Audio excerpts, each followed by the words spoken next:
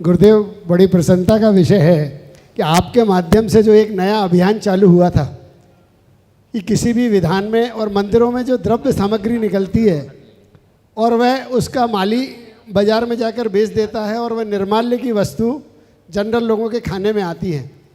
और जैसा कि आचार्य श्री ने कहा कि आगम में लिखा है कि जो निर्माल्य की जो सामग्री है मंदिर में जो चढ़ी वह पशुओं के पशु पक्षियों के काम आए तो सर्वाधिक उपयुक्त होता है।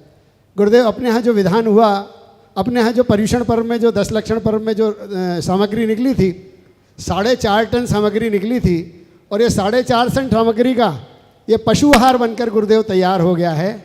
और दिखाओ भाई, मैं भी देखना चाहूँगा।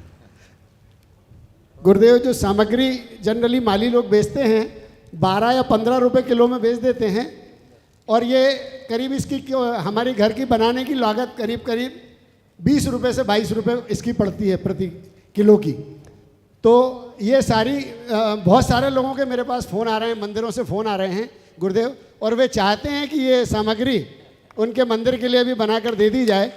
तो मैं सभी से गुरुदेव के माध्यम से आह्वान करना चाहता हूँ कि जो भी लोग अपने मंदिर के चावल वगैरह निकलते हैं लौंग और बादाम को छोड़कर, क्योंकि गाय यदि लौंग खा लेगी तो नुकसान करेगी और बादाम कभी गले में ना फंस जाए, इसलिए लौंग और बादाम को छोड़कर बाकी सारी सामग्री जो द्रव्य की निकलती है उस सामग्री का ये पशु आहार बना देते हैं। गुरुदेव, इसमें फैट का परसेंटेज जो दूध का गाढ़ापन होता है वह 3.5% होता है, मैक्सिमम 4% फैट होना चाहिए। जो अच्छी कंपनियों का दूध आता है उसमें 4% फैट होता है, इसमें लगभग 3.25 से 3.5% फैट आएगा और प्रोटीन जो है वो 18 से 20% आएगा।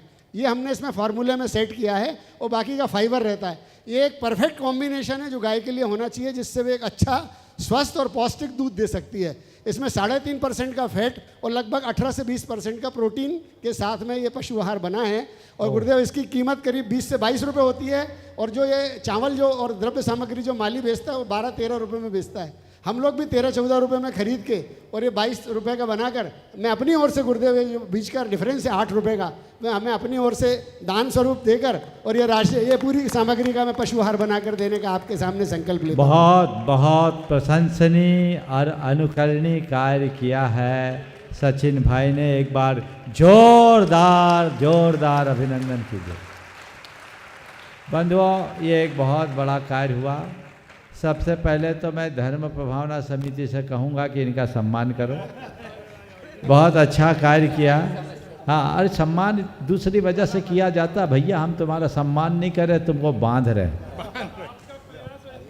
और बहुत दिनों से हम कहते थे, लोगों के सामने समस्या रहती थी कि हम क्या करें। सचिन भाई ने उसका स्थायी समाधान दे दिया। अब रहा सवाल कि हम इसका क्या करें, तो हम धर्म प्रभावना समिति से कहेंगे इस सारी द्रव्य सामग्री को देवोदय पशु सेवा केंद्र रेवती रेंज भेज दिया जाए। ये भेजने की जिम्मेदारी आपकी है, इसे भेजें। और मैं अब कहना चाहूँगा सबसे पहले इंदौर समाज के सभी मंदिरों के प्रमुखों से, आप अपनी द्रव्य सामग्री को, नित्य चढ़ने वाली द्रव्य सामग्री इस तरह संग्रहित करें, एक सुव्यवस्था बनाएं। आनंद जैन ने उस दिन कहा था कि हम ऐसी व्यवस्था बनाएंगे कि हमारी गाड़ी उठा के ले जाए। जो भी हो, सब मंदिर कमेटियों के लोग आपस में बैठक करें और ये व्यवस्था बनाएं। जिस भी गौशाला में ज़रूरत हो, क्योंकि मुझे मालूम इतना आ जाएगा कि ये देवोदय तो शायद बहुत ज़्यादा हो जाएगा, लेकिन हमारे पास 140 गौशालाएं हैं। गुरुदेव, जो गौशालाओं में जो सरकार की तरफ से दिया जाता है या आप ज़्यादा से ज़्यादा चारा खिला देते हैं गायों को, हाँ, वो सिर्फ फाइबर है, उसमें मैं कोई वही प्रोटीन नहीं होता है। बोल रहा हूँ, इसमें प्रोटीन मैं और फैट आपसे भी एक बात कहना चाहूँगा कि ये पहल हो ताकि गोवंश फले फूले, आप लोग पाप से बचे और दोहरे पुण्य के भागीदार बने। पहला भगवान की पूजन का पुण्य और दूसरा अभय दान का पुण्य, ये दोहरा पुण्य मिलेगा। और इस पुण्य में मंदिर के व्यवस्थापक को ज़्यादा सौभाग्य मिलेगा।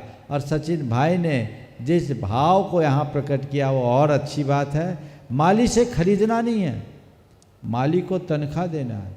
अगर आप माली से निर्माल्य खरीद रहे हैं यानी निर्माल्य का मूल्य आंक रहे हैं। निर्माल्य का मूल्य नहीं आंकना, वो अमूल्य है। मालिक को तनख्वाह दीजिए और वो आपकी तनख्वाह पर काम करेगा। अगर उसे अच्छी तनख्वाह दी जाएगी तो ज़रूर काम करेगा। इसका ध्यान सबको रखे। दिखा दो दोनों। दूसरी बात, मैं चाहूँगा सचिन बादाम चढ़ता है तो क्यों ना हम अपने मवेशियों को बादाम भी खिलाएं। गुरुदेव वो छिलके वाली बादाम ना लेकर मेरी बात तो गिरी चढ़ा सुनो, दें। छिलके वाली बादाम को फुड़वाओ, थोड़ा खर्चा बढ़ेगा और क्या होगा। कमेटियाँ उसको फोड़ करके भेजे या उसके फुड़वाने का खर्चा लग जाए, फुड़वा लो। मशीन रख ले, फटाफट फटाफट फूट जाए। और लौंग जो आती है उसका अर्क निकलवा कर जो पारमार्थिक औषधालय हैं वहाँ समर्पित कर दिया जाए तो ये बहुत बड़े पुण्य का कार्य होगा। मैं सचिन ने ये काम किया, अनुकरणीय कार्य किया है। मैं इंदौर और आसपास के लोगों के लिए तो बड़ा समाधान मिल ही गया। मैं देश भर के उन लोगों से कहता हूँ जो पशु आहार की फैक्ट्री चलाते हैं, वे भी अपनी तरफ से ऐसी पहल करें, वो ले और निस्वार्थ भाव से दे तो बहुत उत्तम है।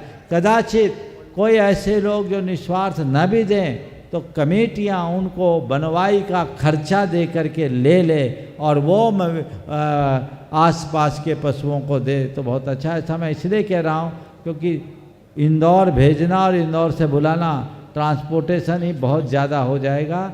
इसलिए निकटवर्ती जहाँ जहाँ स्थान वैसा करे और बल्कि इस तरह की व्यवस्था समाज के बड़ी बड़ी समाज जहाँ है वहाँ ऐसी कोई एक छोटी यूनिट हो जो कम लागत की हो। सामाजिक स्तर पर सामाजिक संस्थाएं यदि इसे खोल दे तो लोगों को रोजगार भी मिलेगा और जीवों का उद्धार भी होगा। बहुत उत्तम कार्य। महाराज जी के सानिध्य में पूरी समाज से निवेदन करना चाहता हूँ, जो भी अपने मंदिर की सामग्री भेजना चाहें, जितनी सामग्री आप भजन से देंगे उतनी सामग्री का हम आपको पशु आहार बनाकर दे देंगे। उसमें कोई भी हम आपसे प्रोसेसिंग चार्ज नहीं लेंगे। मोबाइल नंबर हाँ महाराज जी, मेरा मोबाइल नंबर 9425316916। इस पर आप मुझे व्हाट्सएप के माध्यम से मैसेज दे सकते हैं। 9425316916। और यहाँ पर मीडिया प्रभारी हमारे राहुल भाई भी मेरे साथ बहुत जुड़े रहते हैं। राहुल जी का नंबर और अविनाश जी का नंबर भी यहाँ पर स्क्रीन पर दे दें और इनके माध्यम से आप सामग्री मेरी फैक्ट्री पर भेज दें और उसका माल बनाकर 1 या 2 दिन में हम आपको निःशुल्क प्रदान कर देंगे। उतना ही।